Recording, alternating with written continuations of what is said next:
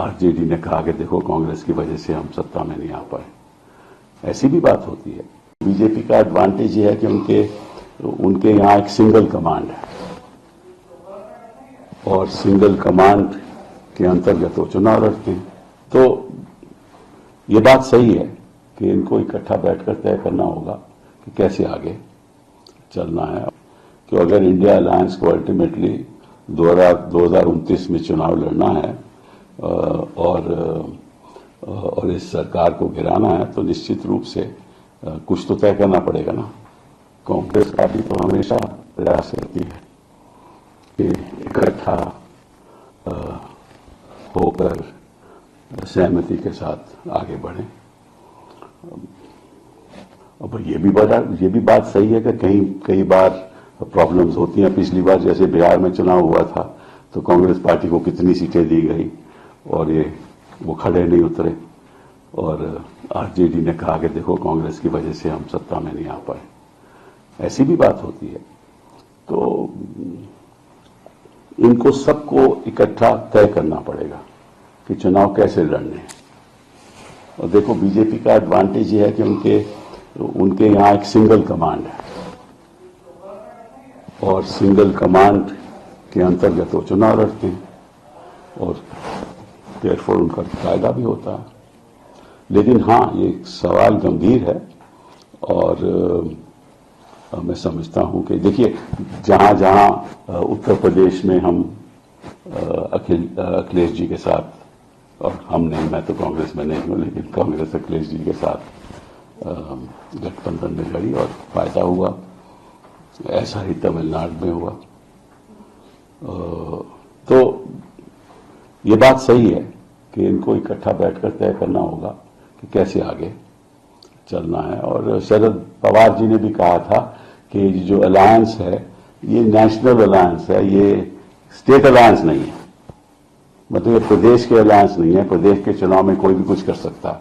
तो ये थोड़ा कंफ्यूजन है, इनको तय करना पड़ेगा कैसे आगे बढ़ना।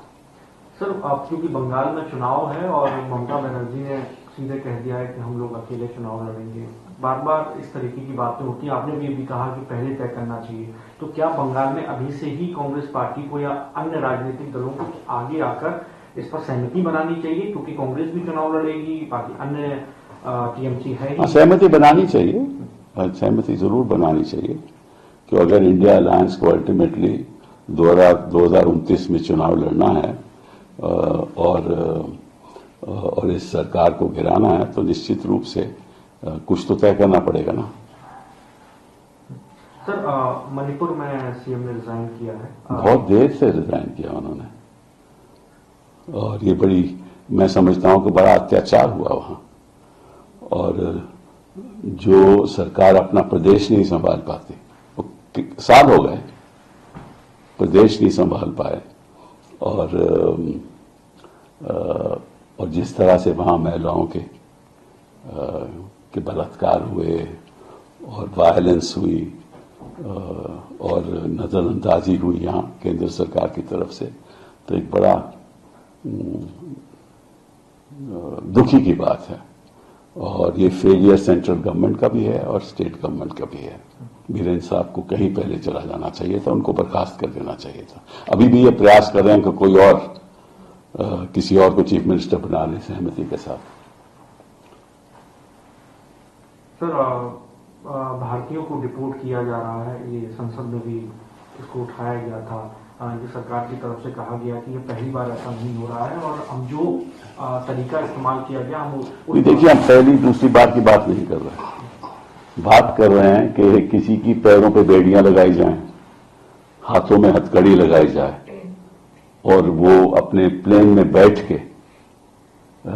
ये चलता रहे और हमारे प्रधानमंत्री जी चुप रहे। तो अपने आप में मैं भी समझता हूं कि ये अगर अपने लोगों की हिफाजत नहीं करेंगे तो क्या करेंगे।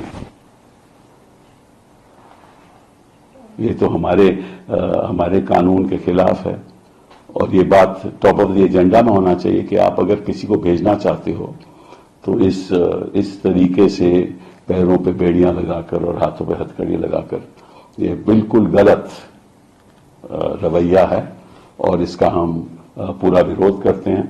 और मुझे विश्वास था कि हमारे जो एक्सटर्नल अफेयर्स मिनिस्टर हैं वो पार्लियामेंट में ये बात कहेंगे, फिर उन्होंने ये बात कही नहीं। उन्होंने ही कहा कि हम बातचीत करेंगे।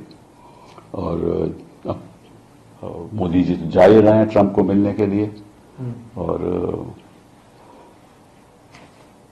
मैं समझता हूं कि ये बात वहां रेज होनी चाहिए जब प्रधानमंत्री जी ट्रंप को मिलेंगे।